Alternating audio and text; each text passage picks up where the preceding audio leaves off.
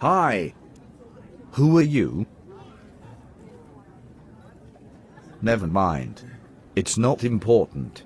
What is important is a poem I've read recently by Edwin Arlington, Robin's son.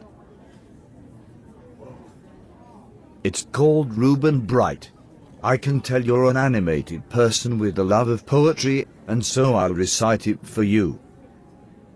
Because he was a butcher, and thereby did earn an honest living and did right, I would not have you think that Reuben Bright was any more a brute than you or I, for when they told him that his wife must die, he stared at them, and shook with grief and fright, and cried like a great baby half that night, and made the women cry to see him cry.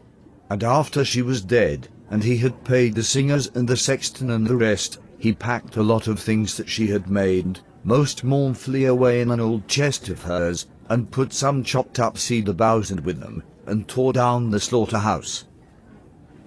Quite moving, wouldn't you say? Not necessarily. Well, yes. It sounded moving, more or less, but at the same time I'm having trouble discerning just why it has moved me. You and I are so alike. It's scary. I had the same response to this poem. Let's go through it, shall we? I don't know.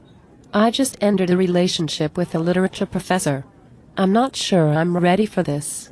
Or, perhaps. Yes. Let's do it. Right. Let's start with our initial response to the poem, which between us would appear to be one and the same. The poem is the story of a butcher whose wife dies. It is straightforward enough. Yes. Reuben Bright loses his wife. He cries. He tears down the slaughterhouse in his grief. But there is something about how Robinson stages the poem and tells us about Reuben Bright that imports a tremendous pathos. Here is my theory. All that we know, at the start of the poem, about this character, is that he is a butcher. This is how Robinson presents him to us. And what does he do at poem's end? He destroys the slaughterhouse.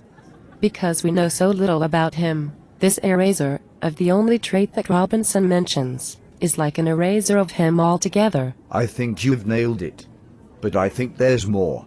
The speaker of the poem tells us at the opening what the story is meant to tell us. He intends to reassure us that Reuben Bright is not a brute because of his response to the death of his wife. But yes, I see where you're going. Reuben Bright's response to his wife's death is rather brutish. It is done in the name of grief. It is a thoroughly human response to death, one that we sympathize with immediately. But it is a drastic thing to do, no matter how one looks at it. Exactly. It's like you read my mind. It really is just as if you crept into what is left of my mind and took the thoughts out of it. In other words, I agree. I also think the poem is so effective because of the abruptness of those last two lines. Listen to the first line, because he was a butcher and thereby. This is the language of reasoning. There is nothing visceral about the word thereby. And now the fifth line, for when they told him that his wife must die. It is a plain statement, in plain language. Allow me to interrupt, for I know just where you are going with this.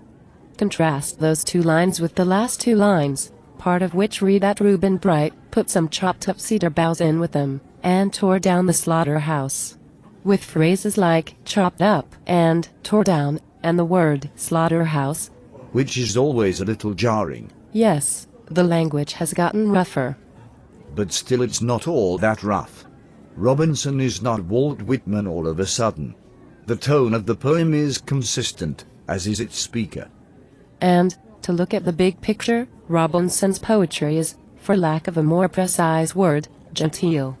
It is more Bryant than Whitman, more Ivy League than grassroots. Do you know what I mean? Yes. I think many people, even poetry enthusiasts, find this off-putting. I could be wrong, but it's the best explanation I can come up with for why few people seem to read him, or talk about him, anyway. Well. Yes. What now?